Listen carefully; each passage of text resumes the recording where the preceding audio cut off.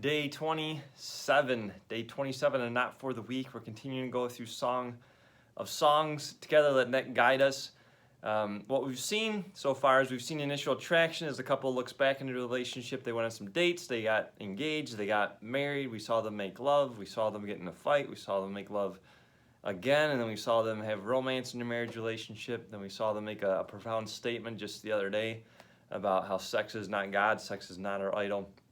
And now today we actually go into really the last big picture of the song, this Hebrew wisdom literature, and it talks about all these different huge aspects of how to remain committed for the rest of your life, how to stay resilient in your marriage relationship and to fulfill the vows that you spoke before God and one another. And so this first big truth actually comes from verse 6 in chapter 8, where it says, "Place me like a seal over your heart, like a seal on your arm." And so these seals are signs of ownership, possessiveness.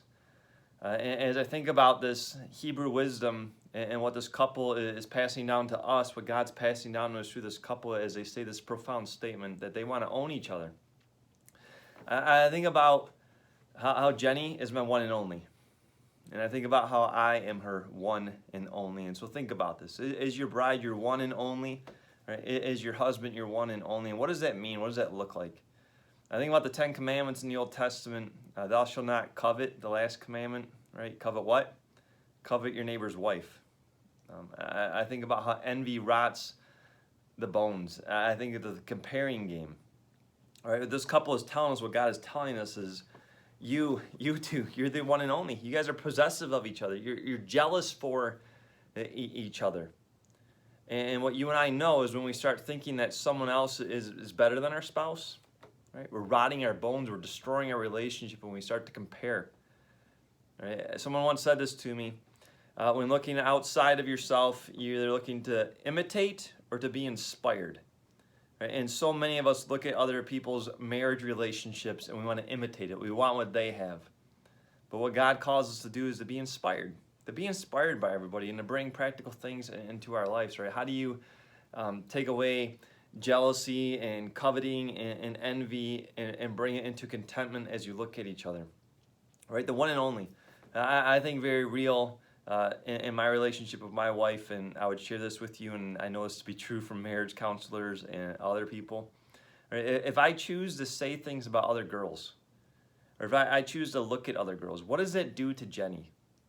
What does that do to my view of my wife? Right? Someone once told me this, you bounce, right? You change a TV station, you bounce your eyes, you bounce your thoughts, right? You don't fixate on that stuff if you're tempted. Right? The one and only. My eyes are only for Jenny. I want for the rest of my life, and I hope and pray that this is happening in my marriage, right? Jenny, you are the most beautiful. No one compares to you. No one compares to you. That I will continue to speak that, and that won't just be spoken, that will be true, that she will know she is my Eve. And that she will truly feel that I am her Adam. And I know I've had you say this before, but you are good for each other. Right? Place me like a seal over your arm.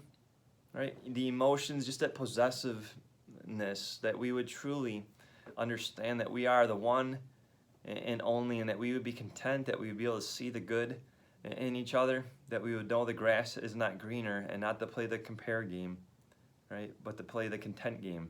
Right? I am so content, God, you have given me all I need in my spouse. They're not perfect, they're not you, Jesus, but they are good for me. And so may you and I continue to learn to rejoice in the truth, to rejoice in the good, not delight in the evil, and may we not covet other people's wives or spouses or even their marriage relationship. Let's learn to be content, and may this truth of contentment, right, of knowing that we are the one and only, may this keep us strong to the end till death part us.